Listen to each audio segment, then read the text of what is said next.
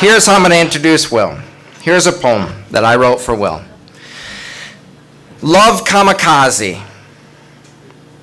A birthday poem for Will Staple, 8/20/08. Before stepping onto the stage, he asked me to monitor his time and his girlfriend, who had a tendency towards severe violence and extreme jealousy. He opened with a poem dedicated to a girl, a human, tender, heartfelt love poem. He then read another poem dedicated to another girl, and another, each that came with a different dedication to a different girl, none of whom were there in the audience that night, except the one that he'd brought, whose name was never spoken from the stage. This woman began to tense up and tear at the program his name was written upon. I was dumbfounded and in awe of his raw guts. An insane genius. Maybe this was his own personal trip down memory lane, his own cleansing, or even better, a full-blown balls-out kamikaze run at love, smashing everything she had ever screamed at him, the accusations, the put-downs. He continued on, and the poems got better, and the names of the women got sexier, and the scenes more explicit, and he began to glow. And her fire began to rage and consume her, until finally she leaned over to me and demanded, "Isn't his goddamn time up yet?" And with a smile, I replied, "Not even close." Ladies and gentlemen, Will Staple.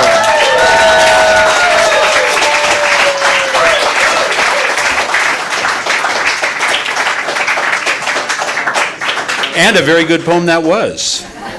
And that actually happened at Luna's. And we have some people from Sacramento here. And when poets go out of town, they try such material, because if it bombs in your hometown, people remember it. But if it bombs in Sacramento, you just move on, you know. I was looking for some more that got away, and this is Roxy, the beginning of the so-called after-hours poetry. And I thought if I put two together, they'd make one. We'll try. My body, late at night, waits. My mind knows you'll never come, but my body, in some other world, we still rub and sleep, sending off sparks.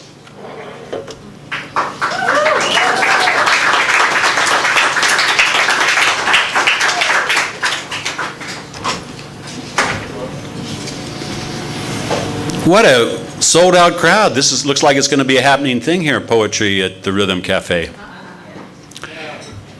Kiss these blinded eyes. You lay your hand on my heart, light as the caress of a bird's wing.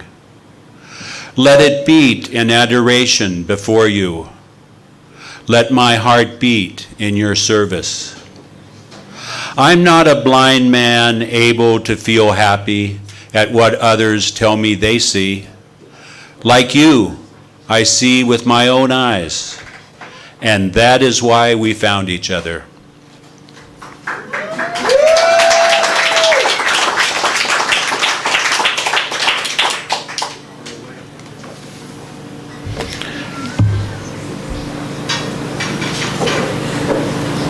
Fate.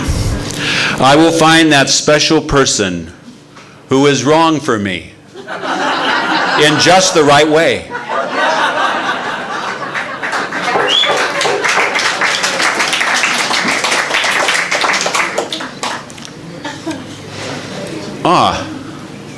Andernach for Matt. Out the window of the northbound, a woman sitting on the train station platform. knees wide, short shorts, black purse between naked thighs, wrapped in a book. In the birthplace of Bukowski, I hoped that afternoon she might sit wrapped one day, reading one of mine.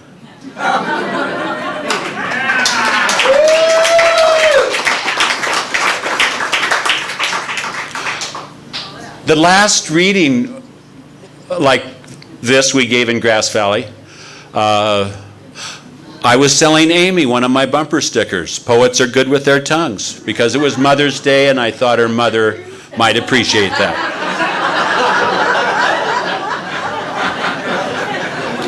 And now Amy and Todd are married, so if you see someone here that's not with anyone, introduce yourself. Hi. Usually you give your name, but if you just go up to them and say single, with a sort of implied question mark, that's enough. Single? We'll sell you a sticker. Yeah. She complained to him as we sat down for a beer, "You haven't wanted to kiss me all day." I announced, "Well, I'm available if he's not."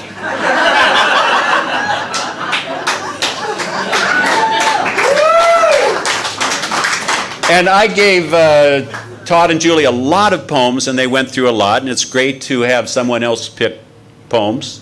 Poets are not always the best judge of their own work. And I had this nice poem here, a long one. And then in the margin, I had this poem, and this is the one they picked. In the heat of the moment, forget about the button popped off onto the floor. You have a sock to get off with no time to spare.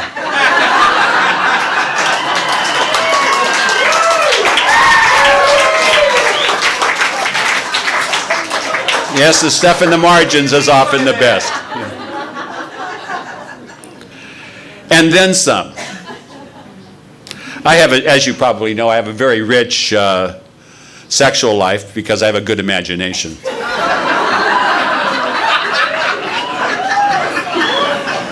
Last night, 4 fairy princesses, smiling of 4 different perfumes, each gave me a kiss on the cheek, and each time they did so, my body was overcome with bliss, and I glowed. In their intoxicating presence, I glowed. As they did as they willed, blessing me so. Their laughter was sweeter than falling coffee in a shaky morning cup, or the tinkle of an endless stream of coins from a slot machine where you win back all you've ever lost and then some.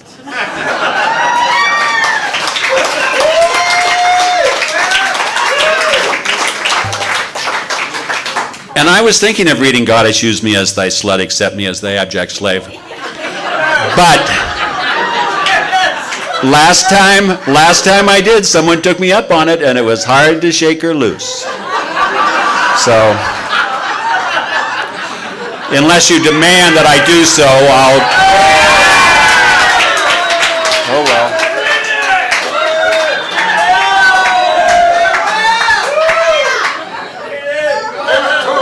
Well, Say it again.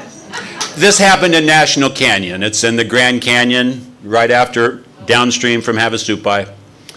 And it's beautiful. If you go up it, you know how the water can make courses. It was like walking through 2 miles of wet vagina. Really. And if I could have found the picture I took, that would have been on the cover, but I'm not quite that organized yet. Goddess, What's the name of the poem again? Goddess, use me. Goddess, use me as thy slut. Accept me as thy abject slave. I will do as you suggest. Obey your passing whim. Any place, any time, any one you wish to include. Your pleasure will be my desire. I'm on my knees, begging to be told what will please. No pride left, no resistance. Water falls off the rock, slashes wet a small hole in dry stone, and I know the sound of splashing to be her voice, watchful of me, her slave, who would do anything to keep the shelter of her embrace, the warmth of her hands and arms around my back and neck, her breath sweet like the breeze down this stone canyon from the desert above as I sit in the shade. Goddess, let your will be mine.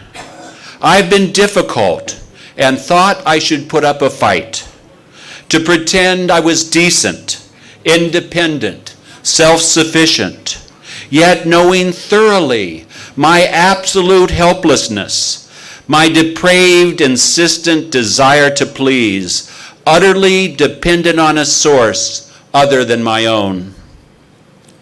My beloved who has given me my breath, the moisture in my cells, the warmth of my skin under the sun. I am compelled up your winding crevice by a power that is not my own. And though I am offered stone palaces with wide terraced ledges, your breeze now beckons me back to your moisture. The grand places mean nothing without your moisture.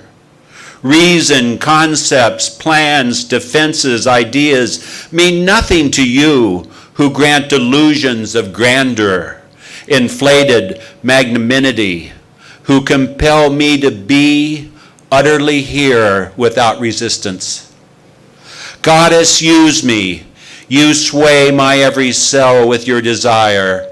I'm helpless to resist, helpless to say no.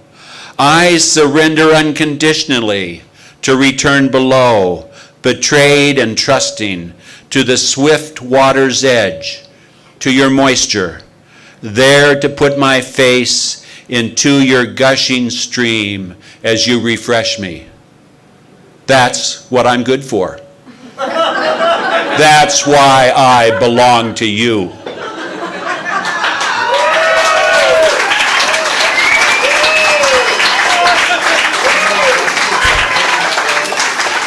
Well, thank you for forcing me to read it. I really appreciate it. Hey, Will, what's the end of that poem again? Goddess, use me.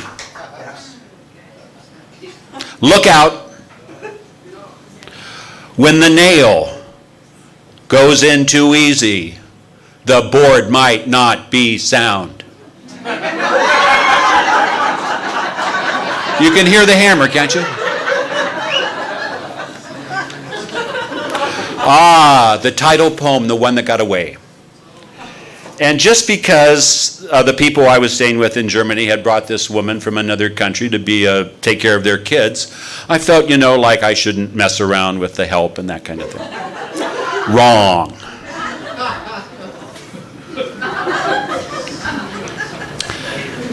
I try to keep my eyes off your beautiful body, perfect in all ways.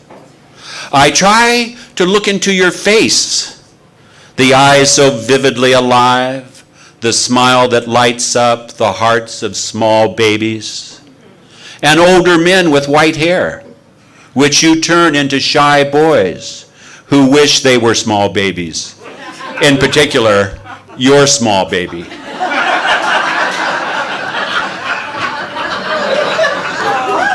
I try not to stare through your black mesh top, though you sometimes look up and see me looking.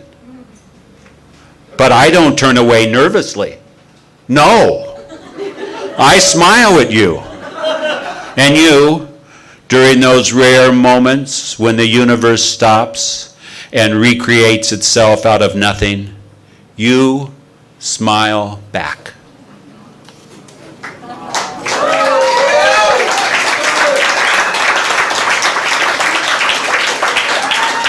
And I'm going to find out where she lives and send it to her, and pretend like I wrote the whole book for her. The currents that sweep you away? Oh, yes. Okay. Like, I'm almost tired of it, but it's a good poem.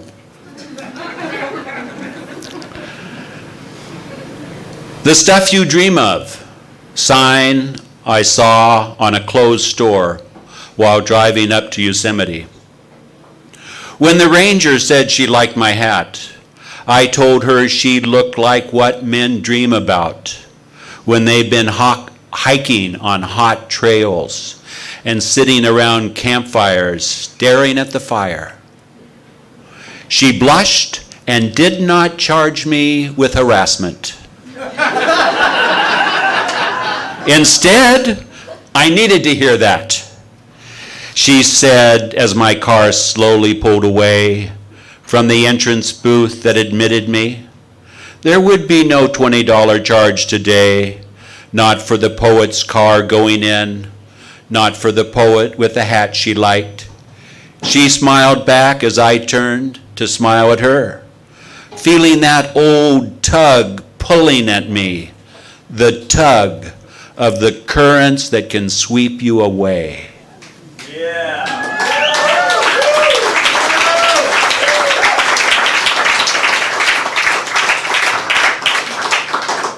And a brief religious moment at the House St. Benedict in Würzburg. I used to study Zen up here on the ridge, and all I want to say about it is just because a spiritual leader will let you call him by his first name doesn't mean he isn't dangerous. But here we go. Great Joy Dawn. And I couldn't have written this poem without the work of Allen Ginsberg sort of expanding the realm of things that it was possible to talk about.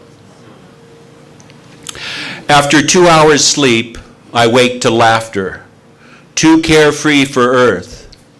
A band of blonde angels delicately tickling the tar off my heart with their tongues as if it were honey. My room is dark. I am light. I give light. Everything around me shines. Holy, lascivious, outlaw mysteries, tremble coursings of divine rapture. I was right to desire what no one could give. I neither defile nor betray. Rather, I cherish and somehow hang on, submitting to such indignities. The goddess left her sanctuary to enter me as peace, passing all understanding. Shanti. Flying would not take me higher. You see what love has done to me? Look, look, everything around me shines. The angels kissed me in the darkness. Now I shine.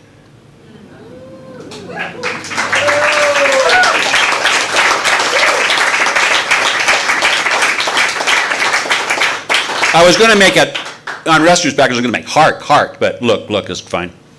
And because this was a Catholic monastery, the head priest and the bishop wanted to turn this into a Catholic experience and asked me more questions about the angels. And as I recall, one of the angels had a little ring in her eyebrow. And when the Catholics heard that, they, no. Just, no.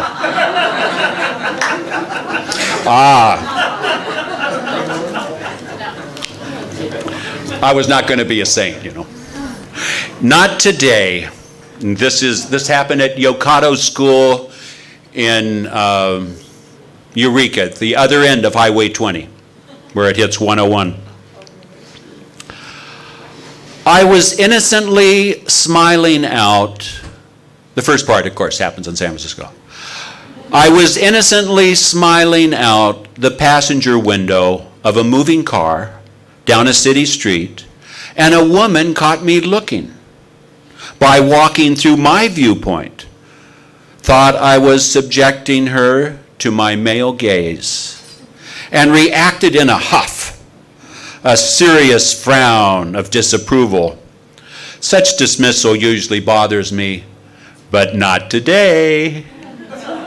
Earlier, I was in a school office, having just lined up another 5-day job, when she walked in, 1 in a million, perfect in every way, healthy from country life, completely unself-conscious.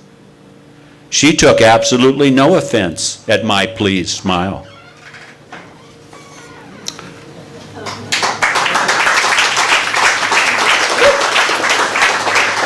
Gosh. Did I go through this too fast? It's 15 minutes a minute. I'm 15 minutes? Oh, yeah. But, No, that the clock is. yeah, but I started. Oh, well. I'll leave you wanting more and want you to, you'll read all the others I don't read, but this will be the last one, in the hearts of others. My real career starts at death. Oh, I won't read to admiring faces. No one will approach me with a book of mine to sign. Nor will I have to decide which of my poems to include in a new collection. What poems live after me will have their own life in the hearts of others I have not met. I will create.